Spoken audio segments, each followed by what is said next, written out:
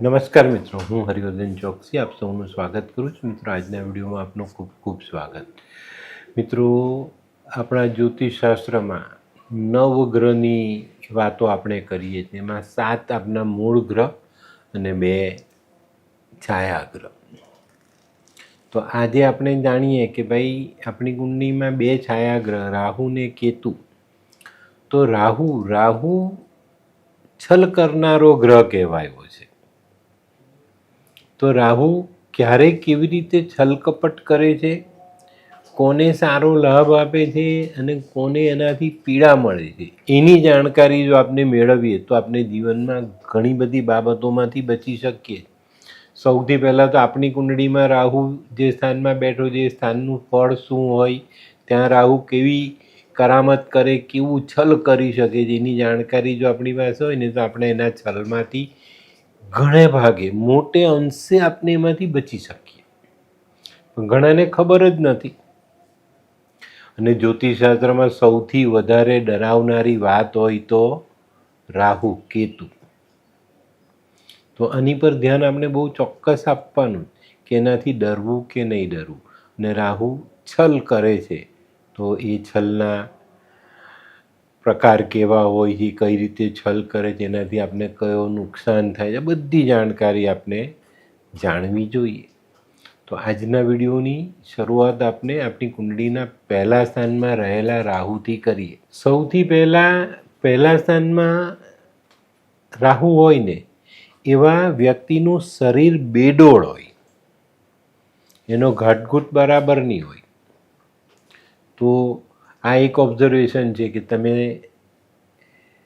100% નહીં પણ 90% સુધી પહોંચી શકો કે ભાઈ આ કુંડળીમાં રાહુ પહેલા સ્થાનમાં હોવો જોઈએ આ વ્યક્તિની. એમ આવો વ્યક્તિ પદ્ધતિ વગરનું જીવન જીવે, સ્વભાવે ક્રોધી હોય અને આવા વ્યક્તિનું જે વાતચીત કરવાનું જે ઢબ હોય એની એ અસંગત હોય, એમાં કોઈ સંગત બેસતી નહીં હોય.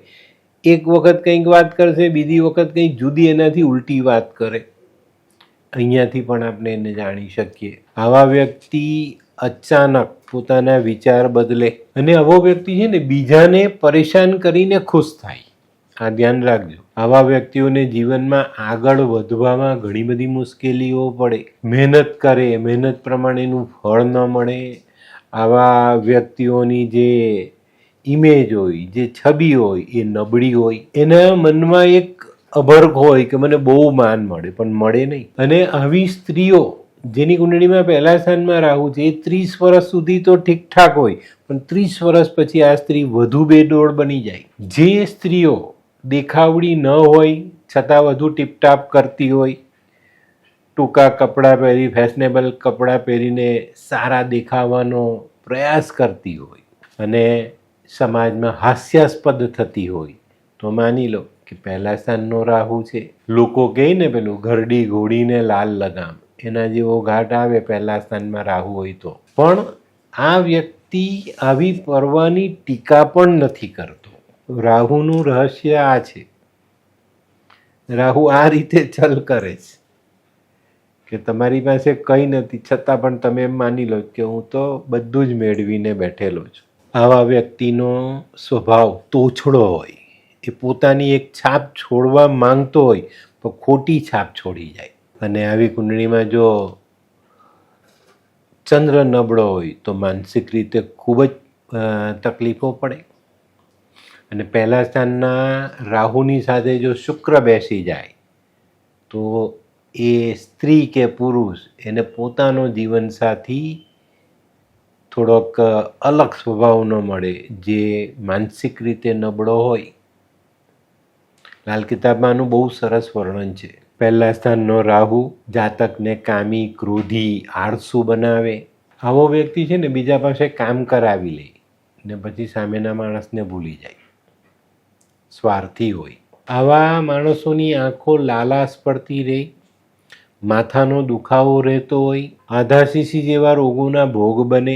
આવા લોકોને અલગ અલગ જાત જાતની દવા ખાવાનો શોખ હોય. આવા લોકોનો સંસાર સુખ રહિત, સુખ વગરનો, કષ્ટમય જીવન, વાત રોગથી પીડાતા હોય અને ઝઘડાળુ સ્વભાવવાળો વ્યક્તિ આપણને જોવા મળે. આવા લોકો ઘણીવાર ધંધામાં હાનિ કરે અને સંતાન સુખથી વંચિત રહે. અને આવા લોકોને નાની નાની વાતમાં કોઈનો પણ વિરોધ કરવાની આદત હોય અને આના કારણે એ લોકો જીવનમાં આગળ વધી શકતા નથી. તો આવા લોકોએ ઉપાય શું કરવા જોઈએ? તો આવા લોકોએ ગળામાં ચાંદીનું ચેન પહેરવો જોઈએ, સૂર્યનારાયણની આરાધના કરવી જોઈએ, સૂર્યના દાન કરવા જોઈએ અને સૂર્યને જલ અવશ્ય ચડાવવું જોઈએ. તો હવે જોઈએ આપણે બીજા સ્થાનમાં રહેલો રાહુ કઈ રીતે છલ કરે. બીજા સ્થાનમાં રાહુ હોય ને તો આવો વ્યક્તિ ધર્મની સાથે જોડાઈને ધર્મના પૈસા ખાય. કોઈ મંદિરમાં બેસીને મહંત બની જાય પણ એ અંદર ખાને ખોટા કર્મ કરતો હોય. તો આ બીજા સ્થાનના રાહુની નિશાની. એને ધનની પડેલી હોય, બીજી બધી વાતોમાં એને રસ નહીં હોય. આવા વ્યક્તિનું જીવન પેલું હિંચકા જેવું હોય, એક દિવસ અહીંયા તો એક દિવસ આમ, ઊંચો નીચો થતો જ રહેતો હોય. બીજા સ્થાનનો રાહુ આવા વ્યક્તિને આ રીતે જીવનમાં છલનો અનુભવ કરાવે. આવો જાતક દાંત અને જમણી બાજુની આંખમાં ક્યાંક ને ક્યાંક નાની મોટી પીડાનો ભોગ બને. એમાં પણ જો ચંદ્ર કે શુક્ર 10મા ભાવમાં હોય તો જમણી આંખનું જે વિઝન છે, જે જોવાની શક્તિ છે, એ ઘટી જાય. નાનપણમાં જો આવું થાય ને તો આજની વૈજ્ઞાનિક પદ્ધતિથી એની સારવાર કરીને આંખો સારી કરી શકાય છે. આવા માણસના મોઢામાંથી લાળ પડે અને ગમે તેવું બોલીને એ થૂક ઉડાવે. કુટુંબમાં કલેશ, પિતા સાથે, ભાઈ સાથે, કુટુંબના સભ્યો સાથે હંમેશા કલેશ રહે. વડીલોપાર્જિત મિલકત હોય તો એમાં એ ઝઘડા ઊભા કરે. નાની નાની બાબતોમાં એ કોર્ટ કચેરી સુધી જવાની વાત કરે. પુરુષની કુંડળીમાં છે તો આવો જાતક ચરિત્રહીન, વ્યસની, જુગારનો શોખીન અને પત્ની જોડે, કુટુંબના સભ્યો સાથે હંમેશા તકરારી બનીને રહે. અને બુધ જો સાથે હોય તો આવો વ્યક્તિ ગૂંગો હોવાની શક્યતા, તોતડો હોવાની શક્યતા, એ બોલે તો ખબર ના પડે એવી બની શકે. તો આ છલ રાહુ કરે. આવા વ્યક્તિની બુદ્ધિ છે ને પીડિત હોય. ધન મળવા છતાં એ સારા રસ્તે વાપરી ન શકે, એનો સદુપયોગ ન કરી શકે. આવા લોકો ઘણી વખત બોલતા બોલતા વાત ભૂલી જાય. મંગળ અને રાહુની યુતિ બીજા સ્થાનમાં હોય તો આવા વ્યક્તિને નીચ વૃત્તિનું ધન મળે. ખોટા રસ્તે કમાયેલું ધન આવો વ્યક્તિ મેળવી શકે. એવી સત્તા મળે એને કે જ્યાંથી ખોટા પૈસા આવે, ચોરી ચપાટીના, લાંચ રૂશ્વતના અથવા કોઈને છેતરીને લીધેલા પૈસાથી આવો વ્યક્તિ પૈસાવાળો થઈ શકે. મેં કીધું ને, એને ધનની, ધર્મની કોઈ મર્યાદા ના હોય. આ લોકોને સ્ત્રીની કુંડળીમાં આવું બને તો એના લગ્નમાં વિલંબ થાય. સૂર્ય સાથે રાહુ હોય તો આવી સ્ત્રીઓ પોતાના ચરિત્રને સંભાળી નથી શકતી અને એનું પતન થાય. મંગળ રાહુ સ્ત્રીની કુંડળીમાં બીજે હોય તો વૈધવ્ય યોગની શક્યતાઓ બહુ મોટી થાય અને આવી સ્ત્રીઓ પતિ માટે અતિ કષ્ટકારી બને. અને સ્ત્રી પુરુષ બંનેની કુંડળીમાં જો બીજા સ્થાનમાં બુધ અને રાહુની કુંડળી હોય તો આવા લોકો પોતાની વાણીથી સામેના માણસને આંજી શકે છે, છેતરી શકે છે, એની પાસેથી ધન પડાવી શકે છે. આડંબર બહુ મોટો હોય તો રાહુ આ રીતના છલ કરે છે. તો હવે જોઈએ આપણે બીજે રાહુ હોય તો કયા ઉપાય કરવા જોઈએ. આવા લોકોએ છે ને હાથી જ્યાં પગ મૂકે ને ત્યાંથી માટી લઈ માથા પરથી ઓવરીને કૂવામાં પધરાવી દેવી. રાહુ ત્યાં શાંત થઈ જાય. ચાંદીની નક્કર ગોળી પોતાની પાસે રાખવી જોઈએ. કેસરનો ચાંદલો કરવો જોઈએ. કોઈની પાસે ઇલેક્ટ્રિક સામાન મફતમાં લેવો નહીં, આપી શકાય, લેવાય નહીં. સોનું પહેરવું જોઈએ અથવા પીળો દોરો પહેરવો જોઈએ. હવે જોઈએ આપણે ત્રીજે રાહુ. ત્રીજા સ્થાનના રાહુ માટે મોટા ભાગે જ્યોતિષમાં સારું ફળ આપનારો કહેવાયો છે. આવો જાતક પોતાના બાહુબળથી પોતાના પિતા કરતાં સવાયું ધન કમાઈ શકે છે. અને આવો વ્યક્તિ ત્રીજા સ્થાનનો રાહુ જેની કુંડળીમાં હોય તે પોતાના ભાઈ બહેનોની દરકાર કરે, એનો ખ્યાલ રાખે, એની સંભાળ લે. એનામાં પેલી વસુદેવ કુટુંબની ભાવના હોય. આવો વ્યક્તિ ઊંચ નીચમાં બહુ નહીં માને, એ ભેદભાવ એનામાં ન હોય. આવો વ્યક્તિ લીડર બનવાને લાયક હોય, એ લોકોને ભેગા કરીને પોતાનું કામ કરાવી શકે. અને આવા લોકોથી શત્રુઓ હંમેશા ભયભીત હોય. આવા વ્યક્તિઓ પાસે ખ્યાતિ એટલે કે નામના પણ હોય અને ધન પણ હોય. આવા વ્યક્તિની પ્રગતિ શરૂઆતમાં ન થઈ હોય તો આવા વ્યક્તિની પ્રગતિ 36મા વર્ષે 100% લખેલી છે. આવા વ્યક્તિઓનું જીવન છે ને ઘણી વખત ભાઈ બહેનોના મૃત્યુથી તકલીફમાં આવે અને આવી કુંડળીમાં ગુરુ પીડિત હોય, ગુરુ ડિસ્ટર્બ થતા હોય તો આવો વ્યક્તિ પુત્રહીન પણ બની શકે. 3જા સ્થાનનો રાહુ લગભગ 18મા વર્ષે સારું ફળ આપવાનું શરૂ કરી દે, ધન ધાન્ય અને નામનાવાળો માણસ બની શકે. આવો વ્યક્તિ પરદુખ ભંજન હોય અને સરકાર તરફથી, રાજાઓ તરફથી સન્માનિત થતો હોય.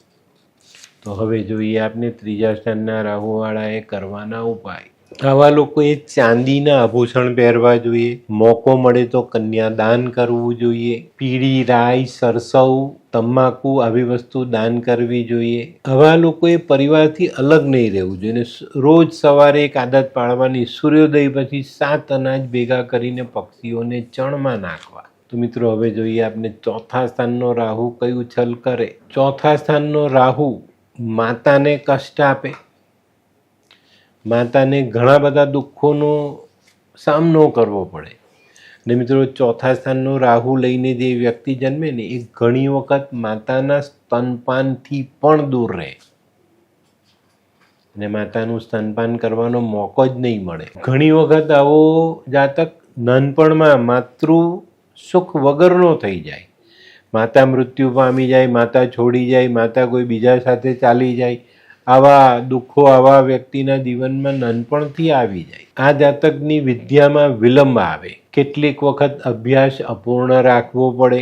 આવા લોકોને બીજો એક ફાયદો પાછો એ મળે કે વિદ્યામાં અધૂરાપણું હોય છતાં પણ એને નોકરી સારી મળે.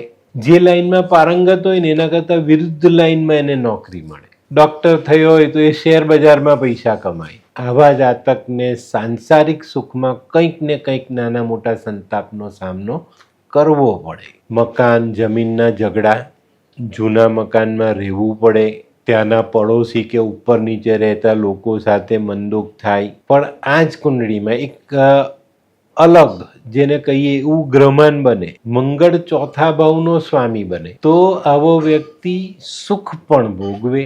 4થા સ્થાનનો રાહુ જાતકને ભાઈના સુખથી વંચિત રાખે, માતા અને સંતતિના સુખથી વિમુખ રાખે. આવા વ્યક્તિએ ભટકવાનો વારો આવે, નોકરી ધંધા સ્થિર ન થાય. ધંધો કરો છો, નોકરી કરો છો તો તમારો શેઠ અને તમારા ગ્રાહક તમને મુશ્કેલીમાં મૂકે. આવો વ્યક્તિ નક્કી કરે, ભાવ નક્કી કરે ને પછી સોદો કરે તો પણ એમાં કડદો આવે. મરદની કુંડળીમાં આ યોગ આવે ત્યારે ઘણી વખત એવું જોવા મળે કે પત્નીથી તો સંતાન થાય પણ આ પુરુષનું સંતાન બીજી જગ્યાએ પણ થાય. રાહુના છલ છે, રાહુ તમને ધોળે દિવસે તારો બતાવી શકે. 4થ સ્થાનમાં શનિ રાહુ અથવા મંગળથી પીડિત રાહુ હોય તો અમુક દશાઓમાં આત્મઘાતી બને. આમાં ખાસ કરીને ચંદ્ર નિર્બળ હોય અથવા 9 માસમાં ચંદ્ર નિર્બળ હોય તો આવા યોગો બને છે. ટૂંકમાં 4થ ભાવનો રાહુ સારું પરિણામ આપતો જોવા નથી મળ્યો. તો હવે જોઈએ આપણે 4થા ભાવના રાહુવાળાએ કરવાના ઉપાય. સૂકા ધાણા આપણા મરી મસાલામાં વપરાય ને, સૂકા ધાણા 400 ગ્રામની માત્રામાં લેવાના. બુધવારના દિવસે માથા પરથી ઓવારીને વહેતા જલમાં વહાવી દેવા. આ 7 બુધવાર કરી લો. આ સ્થાનનો રાહુ તમને ક્યારેય છેતરે નહીં. ઘરની અંદર ગંદુ પાણી જમા નહીં કરવાનું, રાતના એઠા વાસણ રાખવાના નહીં, ઘરની છત પર કોલસો કે બીજું બળતણ રાખવું નહીં, અને આવા લોકોએ ઘરમાં ધુમાડો નહીં કરવાનો કે જુઠ્ઠું નહીં બોલવાનું. આવા વ્યક્તિઓને જુઠ્ઠું બોલવાની આદત હોય અને જુઠ્ઠાણાથી એ ઘણું બધું પીડા ભોગવે. તો હવે જોઈએ આપણે 5મા સ્થાનનો રાહુ. 5મા સ્થાનમાં રાહુ હોય ને તો આપણું આગલા જન્મનું જે પુણ્ય છે ને એનું ફળ મેળવવામાં આપણને વાર લાગે. આવો જાતક એન્જિનિયર, વકીલ, ડૉક્ટર બને પણ આવા વ્યક્તિને યોગ્યતા અનુસાર ધન ન મળે, એ ધન કમાવામાં નિષ્ફળ જાય. નોકરી હોય તો નોકરીમાં ઊંચા દરજ્જા પર આવતા વાર લાગે અથવા એમાં એને રૂકાવટનો સામનો કરવો પડે. શિક્ષણમાં પણ ધારેલી ડિગ્રી ન મેળવી શકે, એ પાછો પડે. આ જ રાહુ સ્ત્રીની કુંડળીમાં હોય તો સ્ત્રી શાંત, વિવેકી પણ વિરક્ત હોય. આવી સ્ત્રી તંત્ર મંત્રની આરાધના કરે.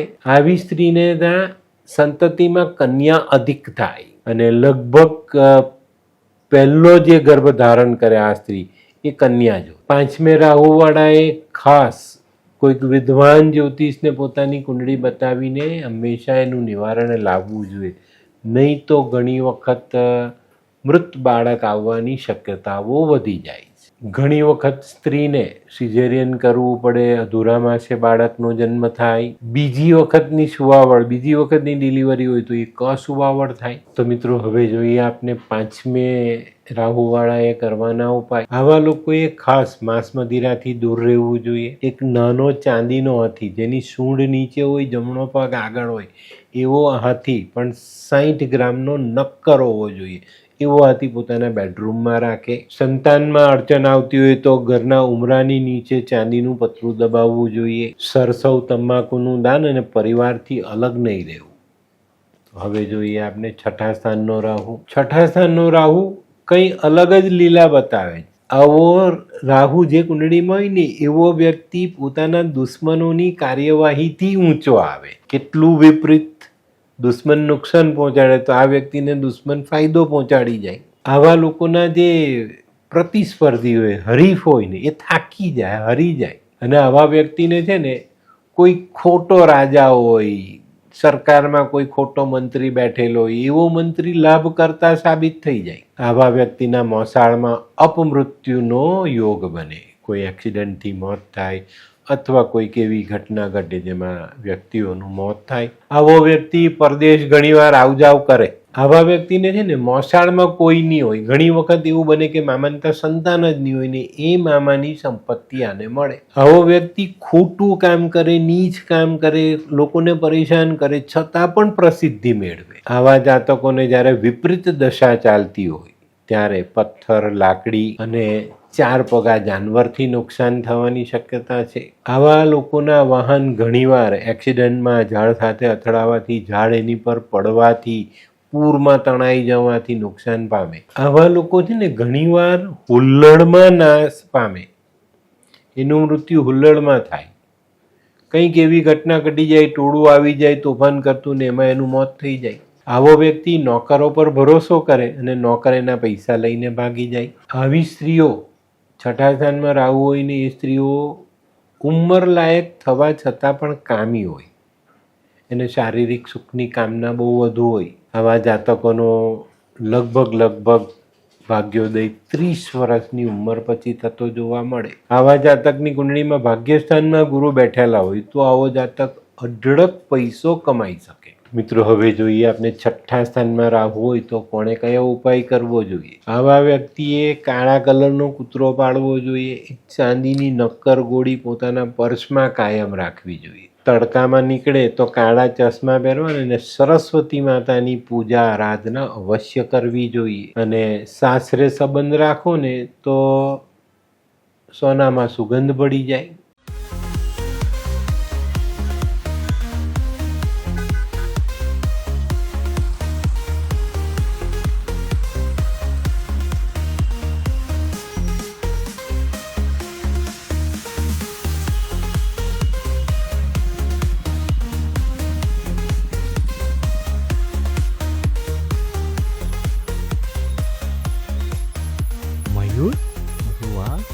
હે હાય મયુર. હાય, કેમ છે? બસ એકદમ મજામાં. પણ તું મતલબ તારી તબિયત તો એકદમ ડાઉન હતી ને? હા દોસ્ત, આ પહેલાં મારી તબિયત ખૂબ જ ખરાબ રહેતી હતી. અને ડૉક્ટરના મંતવ્ય પ્રમાણે મારે શું કરવું એ મને સમજાતું જ ન હતું. અને સૌથી વધારે તો પૈસાનું પણ પાણી થતું હતું દોસ્ત. પછી તે શું કર્યું? દોસ્ત, દવા ખરું કે દુઆ એની મને કાંઈ સમજણ નહોતી પડતી. અને ત્યાર પછી મારા જિંદગીમાં લાલ કિતાબ જેવો એક જાદુઈ ચિરાગ આવી ગયો ને કે જેણે મારા જીવનમાંથી અંધકારને દૂર કરી નાખ્યો. અને એના સાયન્ટિફિક ઉપાયોથી આજે હું તારી સામે સ્વસ્થ થઈને ઊભો છું. અરે વાહ મારા દોસ્ત. ચાલ. શું માનવ જીવનમાં રોગ મહારોગ ક્યારે આવે એની જાણકારી લાલ કિતાબ દ્વારા મળી શકે છે? હા, જરૂરથી. 20 વર્ષ અગાઉથી આ રોગ મહારોગની જાણકારી મેળવી શકાય છે અને લાલ કિતાબના યોગ્ય ઉપયોગ દ્વારા તેમાંથી બચી પણ શકાય છે. તો બનાવી લો તમારી પોતાની લાલ કિતાબ. હવે જોઈએ આપને 7મા સ્થાનનો રાહુ. 7મા સ્થાનનો રાહુ લગ્ન જીવનમાં બહુ જ કષ્ટ આપે. કષ્ટદાયક લગ્ન જીવન ભોગવવું પડે આવા વ્યક્તિએ. ગયા જન્મમાં કોઈકના સંસારમાં જેને આગ લગાડી હોય ને એને આ જન્મમાં 7મે રાહુ આપે ભગવાન. એવું જ થયું ને. તમે ગયા જન્મમાં કોઈનો સંસાર ભાંગ્યો તો આ જન્મમાં તમારો સંસાર ભાંગે. સ્ત્રીને પતિ વિહોણી બનાવે અને જીવનમાં પતિ સાથે જીવવાનો મોકો મળે તો કલેશયુક્ત જીવન જીવવું પડે. પુરુષની કુંડળીમાં હોય તો એને કર્કશા સ્ત્રી મળે, દેખાવડી હોય કકલાત કરનારી સ્ત્રી મળે. પુરુષ જાતકની કુંડળીમાં 7મે રાહુ હોય તો એ પુરુષ પોતાની સ્ત્રીની કોઈ કદર જ નથી કરતો.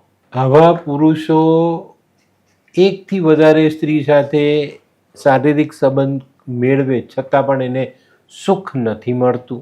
7મે રાહુ હોય અને 5મે શનિ હોય તો સંતાન પર સંતાનનું મોત થાય, ગર્ભપાત થાય, બાળક જીવે નહીં, બાળક જન્મા પછી મરી જાય.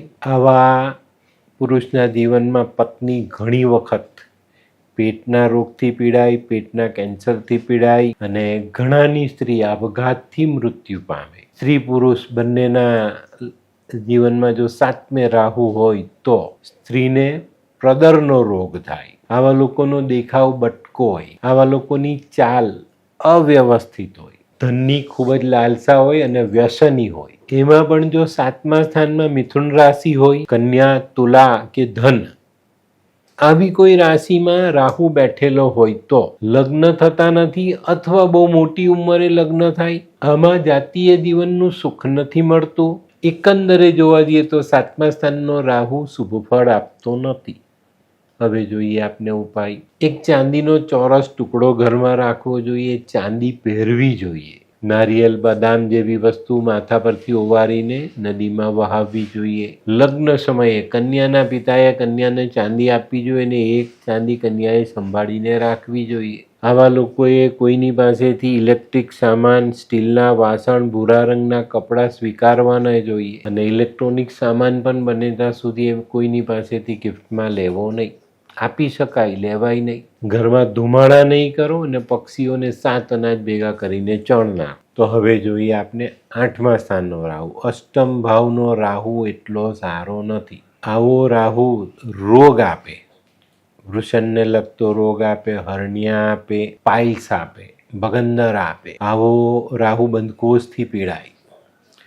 8મા સ્થાનનો રાહુ મોતની આવાજ કહેવાય. મોત તમને બોલાવવા આવે. આપણે કોઈ જગ્યા પર બેઠા છે ને કોઈ અચાનક બોલાવે કે ચાલો ભાઈ, આપણે ઉઠીને ગયા, એ જ્યાં લઈ જાય ત્યાં આપનું મોત થાય, એ ભાઈ પાછા ઘરે આવે.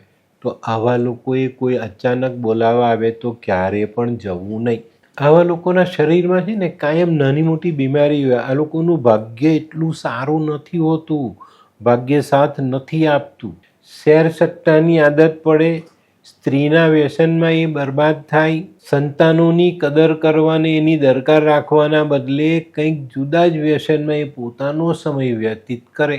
આવો વ્યક્તિ ઉતાવળિયો હોય, જટ કરીને કોઈની પર ખોટી શંકા કરનારો સાબિત કરે. આવા લોકોને છે ને મોટાઈ કરવાની આદત હોય. ગજવામાં હોય 50 રૂપિયા ને બતાવે 500 રૂપિયા. પણ આવો માણસ છે ને અંદરથી પાછો બીકણ હોય.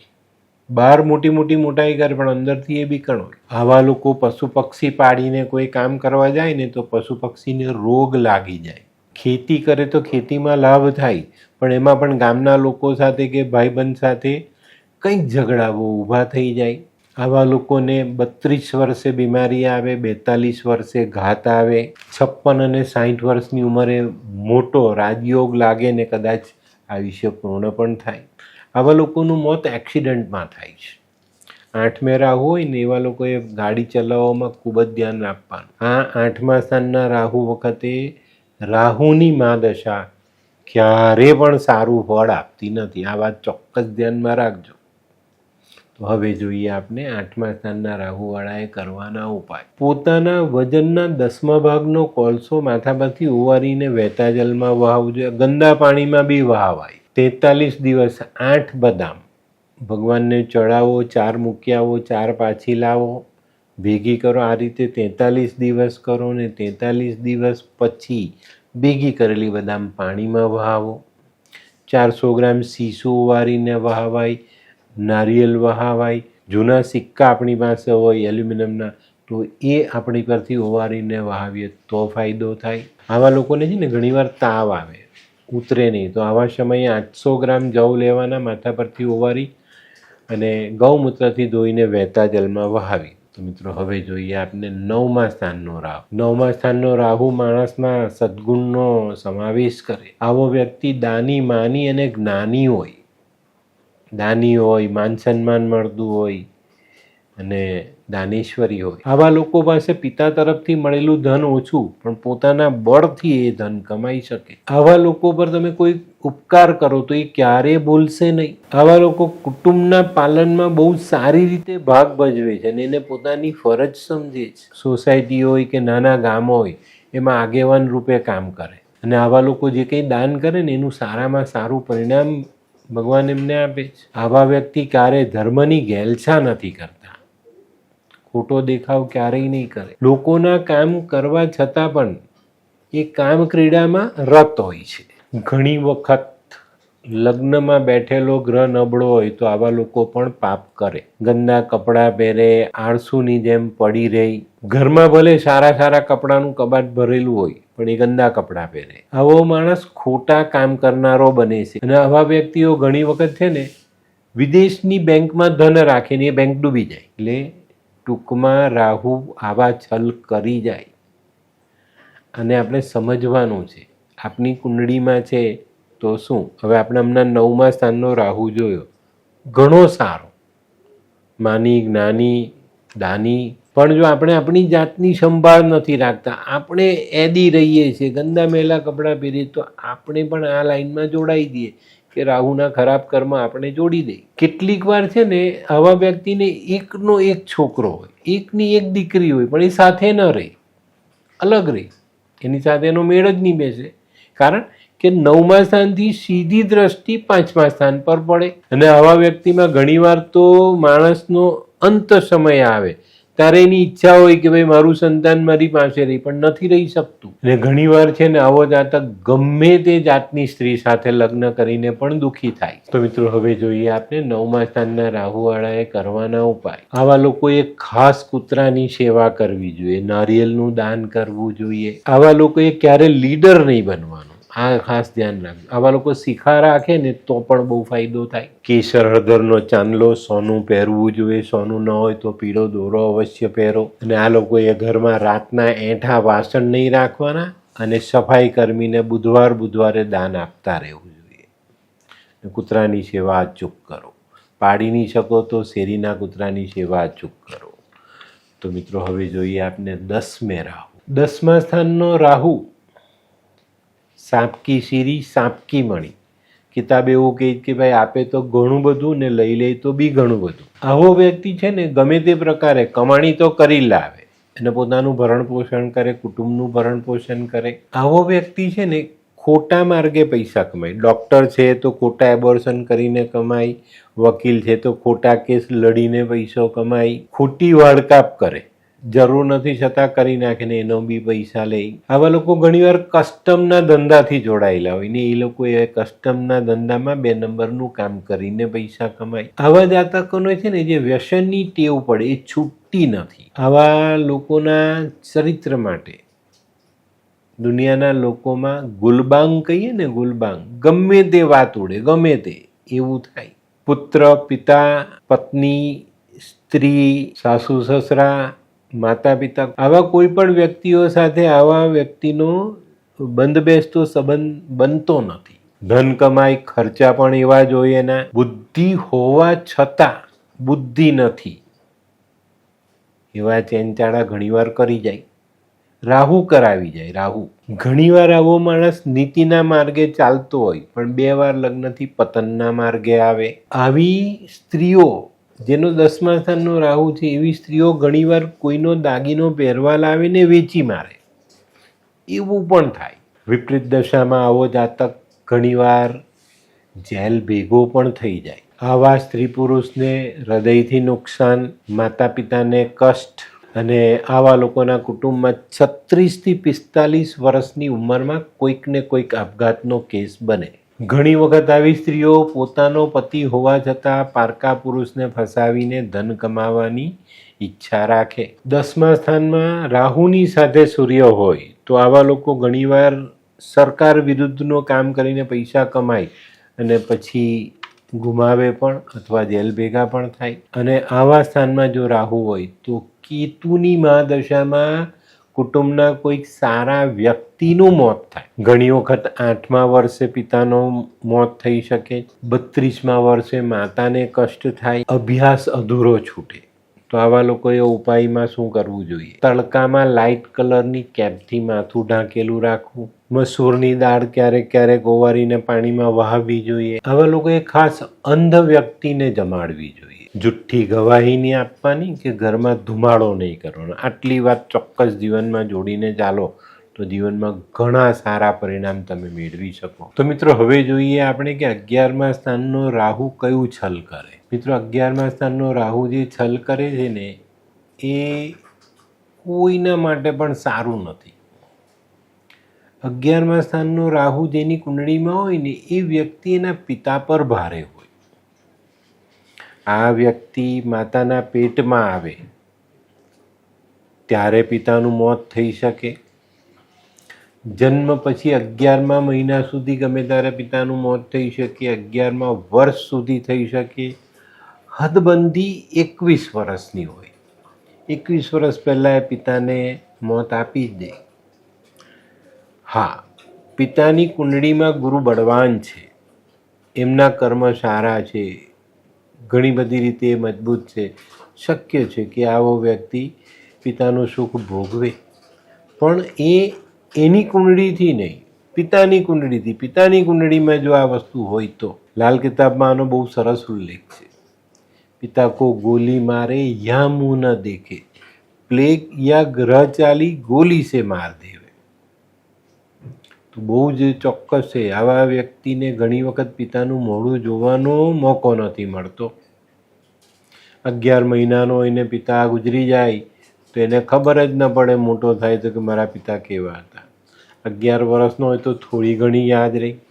21 વર્ષનો હોય તો પિતાનું સુખ થોડું 21 વર્ષ સુધી મળે. પણ આ એક એવું છલ છે રાહુનું જે લોકોને ખબર જ નથી પડતી. અમારે ત્યાં કુંડળી આવે તો અમે પહેલાં જોઈએ કે ભાઈ 11મા સ્થાનમાં રાહુ છે તો મારો પહેલો પ્રશ્ન હોય ઉંમર જોઈને કે ભાઈ પિતા છે. અને લગભગ 50% કુંડળીમાં નાનો જવાબ આવે. તો આ વસ્તુ બહુ મોટું છલ કરી જાય છે. 11મે રાહુ. આવો વ્યક્તિ છે ને થોડોક હોશિયાર પણ હોય.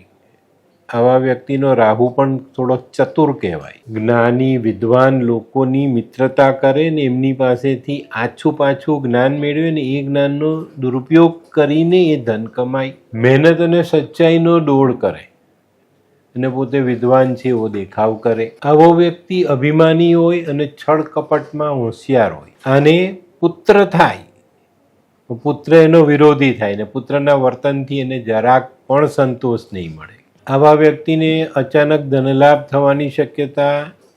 કોઈ સારો મિત્ર લાભ આપતો મિત્ર હોય તો તેને સાચવી પણ રાખે. સ્ત્રી પુરુષ બંનેના જીવનમાં આ રાહુ ચડતી પડતી લાવે. પુરુષની કુંડળીમાં છે તો વારંવાર નોકરી બદલવાનો સમય આવે. બદલે છતાં પણ દરેક જગ્યાએ પાછો પડતો દેખાય. આવા લોકોને ક્યારે પણ લોટરી, સટ્ટાથી, શેરબજારથી ફાયદો થતો નથી. તો આ વસ્તુને ચોક્કસ બધાએ ધ્યાનમાં લેવી જોઈએ. કુંડળીમાં રાહુ ગોચરમાં કેન્દ્ર સ્થાનમાં આવે તો આ ગોચર શુભ ફળ આપી જાય. રાહુની મહાદશા આમ સારી હોય પણ અશુભ ફળ પણ આપનારી હોય. ઘણી વખત જતા જતા મોત આપી જાય. અને આ દશા છે ને માનસિક વ્યથા બહુ વધારી દે. 11મા સ્થાનના રાહુ પર બુધની દ્રષ્ટિ સારું પરિણામ આપનારી સાબિત થાય. રાહુ 11મા સ્થાનમાં હોય, કન્યા રાશિનો રાહુ હોય, સાથે શનિ હોય કે ગુરુ હોય તો સ્ત્રીને વૈધવ્ય યોગ, પતિથી તક્યતા થવું પડે, એ પતિ તમને ત્યાગી દે. આવા વ્યક્તિઓ છે ને નીતિહીન હોય પણ ધનવાન હોય. આવો વ્યક્તિ વ્યસની હોય, ગળપણમાં ખોટી જિંદગી જીવે. ઘણી વખત આવા લોકો ખૂબ કંજૂસ પણ હોય છે ને આવા લોકોને ઘણી વખત કોઈ વિચિત્ર રોગ થાય જેનું નિવારણ અશક્ય હોય. નાની મોટી ઇન્ડસ્ટ્રીઝ કે પરદેશથી ચાલાકીથી ધન મેળવે. આ રાહુ 11મા સ્થાનનો રાહુ જેની કુંડળીમાં હોય તેવા જાતકનું સૂર્ય અને મંગળ આ બે ગ્રહની દશા ઘણી વખત ખૂબ ખરાબ સાબિત થાય અને ઘણી વખત શુક્રની દશા લાભ કરતા સાબિત થાય અને જીવનમાં ઘણી મજા કરાવી જાય. રાહુના બે પાસા છે, સારો અને ખરાબ. ને રાહુ જ્યારે છલ કરે છે ત્યારે નુકસાન બી આપી જાય છે ને સારો રહીને સહાય કરી જાય તો ચોક્કસ ફાયદો. લાલ કિતાબમાં આ માટેનું ખૂબ મોટું અને સારું વર્ણન અમે વાંચેલું છે, જાણેલું છે. તો ઘણી વખત આપણે એવી ગૂઢ ભાષામાં અંદર જઈએ ત્યાં સમજ નથી પડતી અને એ ભાષા જો અમે તમારી સામાન્ય વ્યક્તિ સામે મૂકીએ તો એમને તો બિલકુલ સમજ નહીં પડે.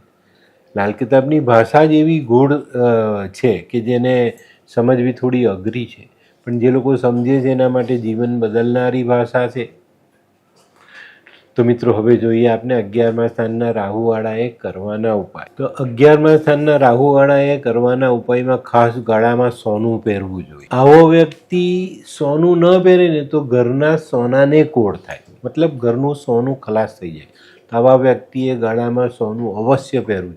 એક નાનું લોકેટ પીળા દોરામાં બાંધી દેશો તો પણ ચાલશે, પણ પહેરજો. ઘણી વખત આવો માણસ છે ને ઘરના સોનાને લોખંડ બનાવે, લોખંડને પીગાડીને એને ધૂળધાની કરી નાખે. એટલે બહુ ધ્યાન આપવું પડે છે. કેસર હળદરનો ચાંદલો, ચાંદીના ગ્લાસમાં પાણી પીવો તો સૌથી સારું. ગુરુવારના દિવસે ચણાની દાળનું દાન. ઇલેક્ટ્રોનિક સામાન કોઈની પાસેથી લેવો નહીં, આપી શકાય, લેવો નહીં. અને આવા લોકોએ ઘરમાં હાથી જેવા રમકડા ક્યારે પણ રાખવાના નહીં. અને મિત્રો 400 ગ્રામની માત્રામાં સીસું લેડ એ લેવું, એની સાથે એકાદ બે નારિયેલ લેવા, માથા પરથી ઓવારી ને વહેતા જલમાં વહાવવું. આ દર વર્ષે 1-2 વખત કરી લો. રાહુ ક્યારે પણ તમને નડશે નહીં. અને જ્યારે પણ કોઈ મંદિરે જાઓ ને તો નારિયેલનું દાન કરતા રહીજો.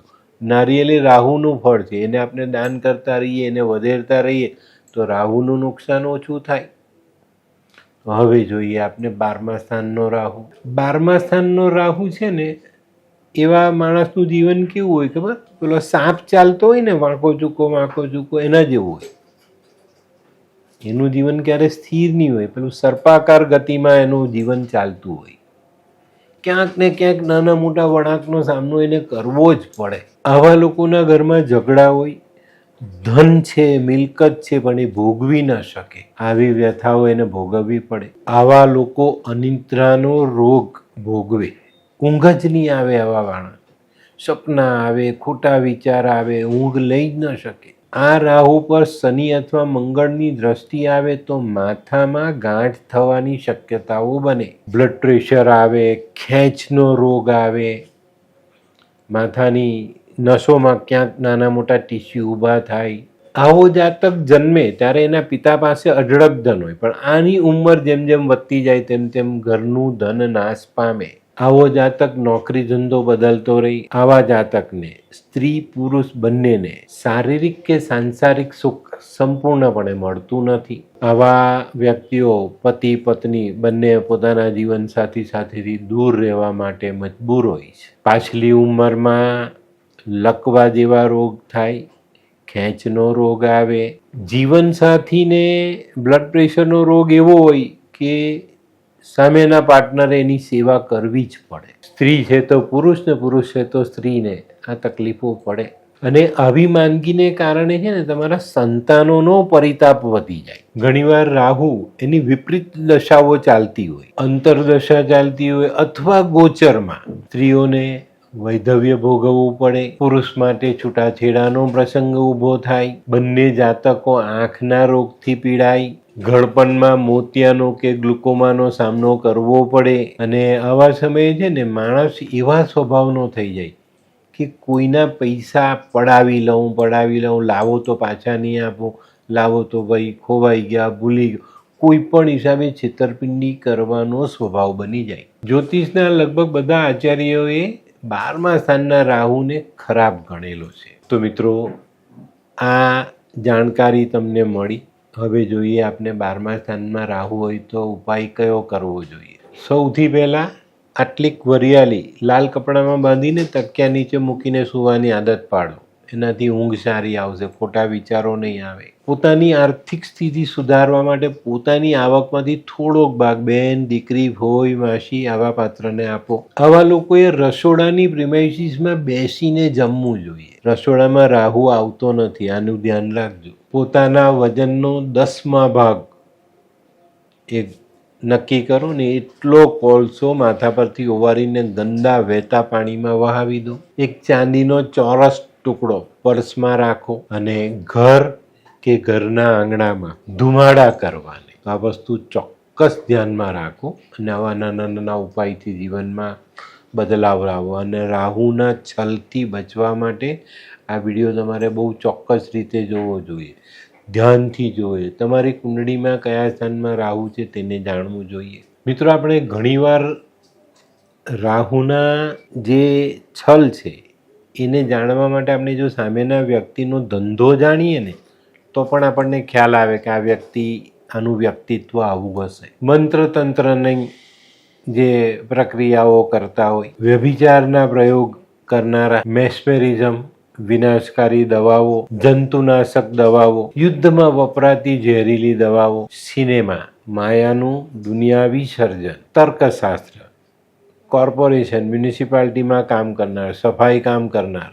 પોલિટિક્સ, રાજકારણમાં, પાનનો ગલ્લો અને જુગારનો અડ્ડો એ પણ આના ધંધામાં આવે. પ્લાસ્ટિકની ચીજ બનાવનારો, વાસના ઉત્તેજક સાહિત્યનો પ્રસાર, એન્ટિક વસ્તુ સંઘરવાનો શોખીન, પ્લાસ્ટિક સર્જરી, દેવી ઉપાસના અને એવા જાત જાતના સાધારણ ધંધા જે લોકોના ખ્યાલમાં ન આવે, આવા ધંધા કરનારા વ્યક્તિઓ રાહુની સાથે જોડાયેલા હોય. રાહુના રોગ પણ જાણી લો. વાયુ, અમ્લપિત્ત એટલે એસિડિટી, સાંધાના દુખાવા, ત્વચાના જાત જાતના રોગ જેની ઓળખ ન થાય, જેનું મૂળ આપને ખબર જ ન પડે. રાહુની દશા કે અંતરદશા શરૂ થાય અથવા પૂરી થાય તો અચાનક આ રોગ મટી પણ જાય. માથામાં ગાંઠ થવી, માથાની વેદના, માથાનો દુખાવો, પેટને લગતા, આંખને લગતા રોગો, પેટમાં કરમિયા થવા, નાસુર, કોઈ પેલો ફોડો થાય ને પાકી જાય, એમાંથી પસ નીકળે, એને ઓપરેશન કરાવવું પડે, નસ્તર મુકાવવું પડે. એ ભગંદર, ગોળ, માનસિક બાધા, પિશાચ બાધા, માતા કે ભૂત આવવું, ધૂણે ઘણા લોકો, એ રાહુનો રોગ. લકવો, આવા ઘણા રોગો જેનું નિદાન ન થાય, આ બધા રાહુના રોગ કહેવાય. આની પર ચોકસાઈ રાખવાની. આ બધા રોગોનું નિદાન આપણે જ્યોતિષ એ ઉપાયથી કરી શકીએ છીએ, લાલ કિતાબના ઉપાયથી કરી શકીએ છીએ. ખોટી અંધશ્રદ્ધાઓમાં જઈને ક્યારે પણ પરેશાન નહીં થવું. તો મિત્રો, રાહુ અને કેતુ રહસ્યમય ગ્રહ છે, રાહુ છલ કરનારો ગ્રહ છે. તો આ રાહુના જે સ્થાન કીધા, એના જે મેં ઉપાયો કીધા, એની અસર કીધી, એ ખાસ ધ્યાનમાં રાખજો. અને આના પછી જોઈએ આપણે કેતુના રહસ્ય. બરાબર? તો મિત્રો, આ વિડીયોને લાઈક કરો, શેર કરો, યુટ્યુબ જોનારા શેર કરે ને સબસ્ક્રાઈબ કરે. હું હરિવર્ધન ચોકસી આપ સૌની રજા લઉં. ફરી મળીએ નવા વિડીયોમાં નવી જાણકારી સાથે. તો ચાલો બદલીએ જિંદગી. નમસ્તે.